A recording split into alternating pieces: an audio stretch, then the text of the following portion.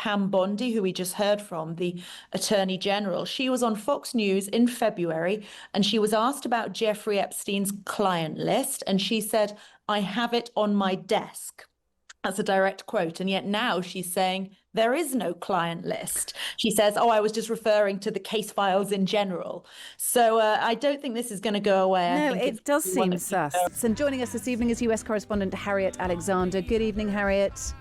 Hello, Kate. We're all eagerly awaiting an update on the Israel-Gaza ceasefire. We heard from Steve Witkoff a little while ago that he was very confident that it would be able to achieve, or that there would be an announcement over the 60-day ceasefire by the end of the week. Donald Trump said that talks are going along very well, despite, no actual breakthrough yet. There are indirect negotiations going on between Israel and Hamas in Qatar. So here is Trump and his special envoy to the Middle East, Steve Witkoff, speaking at Donald Trump's cabinet meeting a little while ago. Let's listen in. He's going to come over again tonight. We're talking about Gaza, mostly Gaza right now. He's been very unfairly treated. I think what they've done to him in Israel is very unfair, having to do with this trial. I think, he's a wartime prime minister, had an unbelievable outcome, and I think he's been treated very unfairly. But he's coming over later. We're going to be talking about, I would say, almost exclusively Gaza. We got to get that solved. Gaza is it's a tragedy. It's a tragedy. And he wants to get it solved, and I want to get it solved, and I think the other side wants to get it solved. Steve, could you talk on that, please? We're in proximity talks now, and we had 4 issues, and now we're down to 1 after 2 days of proximity talks. So we are hopeful that by the end of this week, we will have an agreement that will bring us into a 60-day ceasefire. 10 live hostages will be released. 9 deceased will be released. We're meeting at the president's direction with all the hostage families to let them know. And we think that this will lead to a lasting peace in Gaza. There we go, Harriet. 10 living hostages then is the plan to be released, and then 9 deceased. Steve Witkoff appears confident that the deal will be completed by the end of the week. I wonder what your assessment is. We have, heard things are close before. Normally it's Donald Trump who sort of ramps up the rhetoric on it. What is the sort of perceived assessment over there of actually how likely this is? Well, I think the fact that Netanyahu is spending several days here is quite telling. I think the fact that most of this is going on behind closed doors is also quite telling, because that suggests that they really are getting down to business rather than just sort of doing the classic Trump spectacle in front of the cameras, where there's a lot of shouting and a lot of noise, but actually sometimes not all that much is actually agreed. Steve Witkoff, who's the Middle East envoy, he has been doing an awful lot of preparatory work for this meeting, talking to, of course, to the Israeli side, to the Palestinian side through the intermediaries, and directly, he's saying, but also neighboring countries, because that is a big sticking point. For instance, Netanyahu would like to have an Arab coalition running Gaza with no input from anyone who is connected to Hamas or the Palestinian Authority. And yet Egypt, Saudi Arabia, they've said that that's a no-go, that you can't rule out people from the Palestinian Authority being involved. So Witkoff said they are down to one final sticking point. He didn't give more detail than that. It'll be interesting to know what that is. But yes, it does sound indeed like there might be progress on this really sticky issue. Yeah, so a meeting this evening then between Donald Trump and Benjamin Netanyahu, the Israeli Prime Minister. So more talks ongoing, and we may or may not hear a little more after that, but certainly Steve Witkoff sounding confident enough. I was going to bring up another line there, but it's come off my screen. So that we see. Let's talk about Jeffrey Epstein, shall we? And the MAGA backlash. So we know, don't we, that the sort of case against the late sex offender Jeffrey Epstein has been closed, including whether he had a client list. purportedly used to blackmail wealthy co-conspirators. Right-wing influencers in the US, often aligned with Donald Trump, are angry that this Joint Justice Department and FBI memo, which has dismissed the existence of this client list.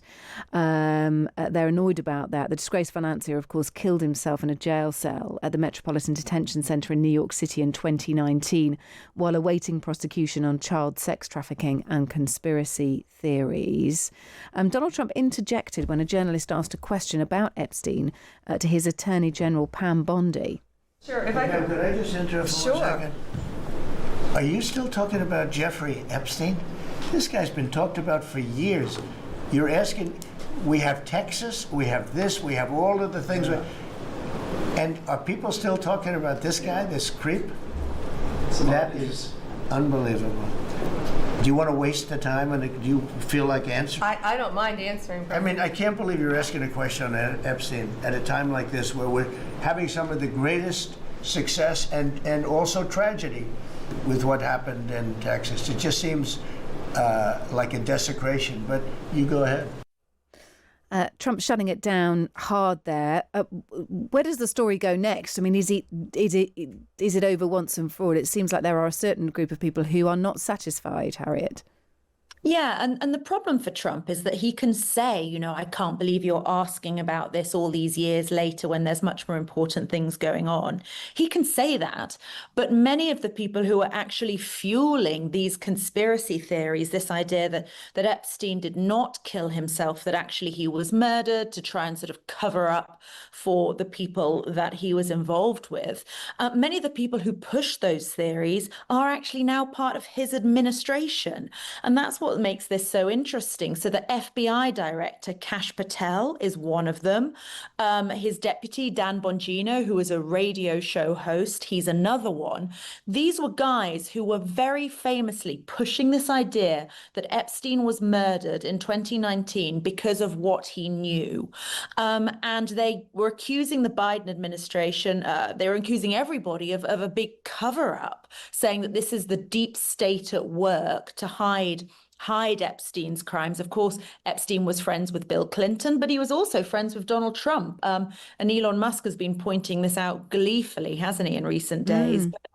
But, you know, the people who are pushing this idea of a deep state cover-up, they are now the ones who are running the show. They're the ones with access to all of this information. And on Monday, they put out this report essentially saying, we've gone through it all forensically. There's nothing to see here. But the problem is that back in February, Pam Bondi, who we just heard from, the Attorney General, she was on Fox News in February, and she was asked about Jeffrey Epstein's client list. And she said, I have it on my desk. That's a direct quote. And yet now she's saying there is no client list. She says, I was just referring to the case files in general. So I don't think this is going to go away. No, it does seem sus. Yeah. Yes. Yeah. He did definitely have kind of a little black book, didn't he? Because that was used in evidence, I think. I mean, I'm really stretching my brain back here. But I love that that Pam Bondi's had to contradict herself in such an extreme way. All right, well, we'll let that one rumble on. The Texas floods, we are still learning more about some of the destruction caused. At least 104 killed, at least 87 in Kerr County alone. That following those flash floods, of course, in central Texas. Search efforts are continuing for a fifth day. Dozens of people are still missing. What was said in the cabinet meeting about this? Because there have been questions about whether the warning system was sufficient enough. I mean, they didn't go into detail about the warning system, but Kristi Noem, she's the Homeland Security Secretary. She was there yesterday, and this morning she spoke at the cabinet meeting about her experiences there. And actually, she was quite emotional. Her voice was really sort of quavering as she was talking about speaking to parents of these young girls who were killed at Camp Mystic, which is one of these summer camps that was on the banks of the river. 27 girls were killed in the floods. And you know, she spoke quite powerfully, I thought, about comforting parents and about how awful their loss was. Not a lot of talk there about whether warning systems would have helped, although there is now sort of mounting pressure, I think, to do something about it. The governor of Texas, Greg Abbott, obviously a staunch ally of Donald Trump, he is recalling members of the Texas Congress back to Austin for a meeting on July the 21st. He didn't say what it was going to be about, but there's a lot of speculation that it could be to revisit this idea of like tsunami-style warning systems, really loud alarms, because they do have those in neighboring counties, in Combahee and Kendall County, but in Kerr County, where a lot of the damage was, they decided it was too expensive back in 2016, so they don't have these warning systems, and that's where a lot of the loss of life was. Look, thanks for being with us, Harriet. Always appreciate it. That is the latest from the United States and, of course, the latest from the politics, Donald Trump and beyond. Harriet Alexander is a US correspondent. Matt's been in touch in Nottingham, says, why on earth would Trump be so incredibly touchy about Epstein and want to close it down? I can't think of any possible reason for that at all. Matt, your words, not mine. And Steve, the gardener in Maidenhead, says, can I just say that Neil Young track, This Land Is Your Land, which opens up the Trump dump, of course, every evening, always lifts the soul. And to think that Neil is a Canadian too. Love it. Thank you, Steve, for sending that through.